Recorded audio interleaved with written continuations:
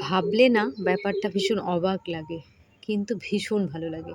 আজকে আমার জন্মদিন, আর যেটা ছোটোবেলা থেকে কোনোদিনও পালন করা হয়নি। মানে এমন না যে ভালোবেসে পালন করা হয়নি।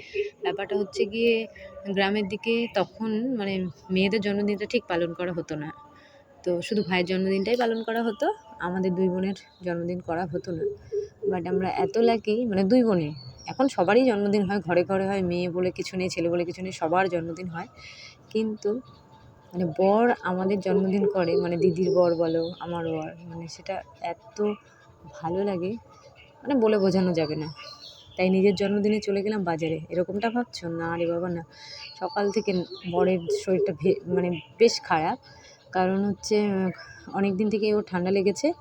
আর এখন হচ্ছে গিয়ে গায়ে একদম জ্বর। তো সেই কারণে আর বাজার করতে যেতে হবে।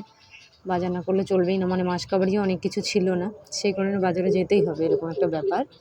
তো সেই জন্য বাজারে যাবো, মানে ওকে যেতে বলেছিলাম। তো বলছে, "শঙ্কু, একা যাবো না, তুমিও চলো।"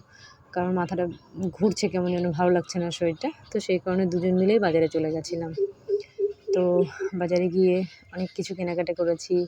আর মাছ বাজারে গেছিলাম। আমাদের কিন্তু পায়রাডাঙ্গা বাজারে মাছ বাজারটা অনেকটাই বড়। আর অনেক দোকান বসে মাছের। বাট এতটা কী বলবো আর কি, জল থাকে তো, মাছের জল, আষ্টে জল। আমি সেরকম যাই না মাছ বাজারেই যাই না সত্যি কথা বলতে। বাজারে সব কিছু বরই করে। তো সব কিছু বাজার করে নিয়ে, মাছ নিয়ে, অনেকগুলো মাছ নিয়েছিলাম, অনেক রকম সব কেনাকাটা করে বাড়ি চলে এসেছি। আর বর চলে গেছিলো আগেই। আমি একটু জল নেওয়ার জন্য দাঁড়িয়েছিলাম, মানে ওর শরীরটা খারাপ বলে জলটাও আনা হচ্ছে না। তাই আমি ৫ লিটারের যে ছোটো ব্যারেলটা আছে ওটাতে করেই নিয়ে আসি। এই দেখো বাজার নিয়ে বাড়ি চলে এসেছি। আর বললাম না, অনেক রকমই মাছ, মানে ২ রকমের মাছ ছিল, মাটনও ছিল। আর এই লাউ শাকগুলো এত ভালো লেগেছিলো বলে আমি নিয়ে ফেলেছিলাম। কারণ আমার ভাল লাগে, সত্যি সবজি খেতে ভীষণ ভালো লাগে। আর আমার বর দেখো আমাকে জন্মদিনে কী খাওয়াচ্ছে। বলছে, "শঙ্কু, এবারে জন্মদিনটা এটা দিয়েই পার করে দাও।" সত্যি কথা বলতে না, মনটা আমারও ভীষণ খারাপ। বরের শরীর ভালো না থাকলে কখনো জন্মদিন হোক আর যাই হোক, স্পেশাল বলে মনেই হয় না। তারপরেও দেখো নিজের শরীর খারাপ, তারপরেও সকাল থেকে বলছে, "শঙ্কু, রেস্টুরেন্টে যাবে?" কোনটাতে? মানে চাকদায় না রানাঘাটে? তা আমি বলছি, "আমি কোথাও যাব না, বাড়িতেই থাকবো, কিছুই করতে হবে না।" আর বাজারে এসেছি অনেকটা বেলা করে, মানে বাজারে গেছিলাম তখনই 9:30। আস্তে আস্তে লেট হয়ে গেছে, তাই এসেই আগে ভাত আর ডালটা বসিয়ে দিয়েছিলাম এদিকে। তারপর এদিকে আমি চলে এসেছি মাছ ধুতে, যে সকালের খাবারটা ডাল, ভাত আর মাছ ভাজা দিয়ে খেয়ে নিয়েছিলাম আমরা। কাতলা মাছ ছিল, কাতলা না রুই যাই হোক ছিল।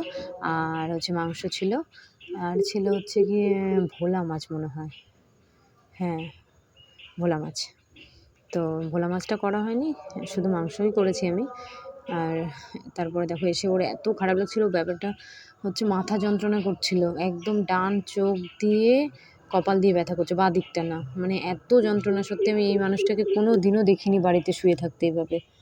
আমার মানে বিয়ের ৮ বছরে আমি ওকে এভাবে শুতে দেখিনি কখনো। মানে শরীরটা এত খারাপ লাগছে বলেই শুয়েছে। কারণ ও সবসময় মানে বাড়িতে থাকলে টুকটাক কাজ করতেই থাকবে, এদিকে উঠোন পরিষ্কার করবে, মানে নিজের মতো। যতই তুমি বকবক করো না কেন যে করো না, করো না, ও করবে। ও শুয়ে বসে থাকবেই না কিছুতেই।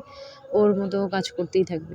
ওর শরীরটা এরকম খারাপ দেখে না আমার একদম ভালো লাগছে না। আর আমি বাঁদিকে দিচ্ছি, তো বলছে, "বাঁদিকে দিও না শঙ্কু, ডান দিকে দাও।" আমার ভীষণ ডান দিকটা ব্যথা করছে, চোখ সহ ব্যথা করছে। এই বিকেল আর জন্মদিন কী সেলিব্রেট করবো বলো? ভালো লাগছে না। বিকেলবেলা মানে সন্ধ্যেবেলা যাবো বরকে নিয়ে ডাক্তারের কাছে। আমাদের এখানেই একটা ডাক্তার আছে ভালো, সেখানে। তো সব কিছু কমপ্লিট করে আমি মাংসটা ম্যারিনেট করে রেখেছিলাম। সুন্দর করে ম্যারিনেট করে রেখে ঘর-টর মুছে, বাসন মেজে সমস্ত কিছু করে স্নান পুজো দিয়ে তারপরে মাংসটা রান্না করেছি। কারণটা হচ্ছে লেট হয়ে যাচ্ছিলো ওদিকে, তাই সকালের খাবার-দাবারটা কমপ্লিট করে নিয়ে ওটাকে রেস্টে রেখে দিয়েছি। দিয়ে এদিকে বাকি কাজগুলো করে নিয়েছি। অ্যাকচুয়ালি আমাদের কাজের দিদিটা চলে যাওয়াতে না আমার ভীষণ অসুবিধা ফিল হয় এখন মাঝে মধ্যে। মানে অভ্যেস হয়ে গেছিলো একটা আর কি, কাজ করতে, করতে। তো যাই হোক, তাড়াহুড়ো হয়ে যায় আর তার মধ্যে ছেলে নিয়ে, তো ছেলের পিছনে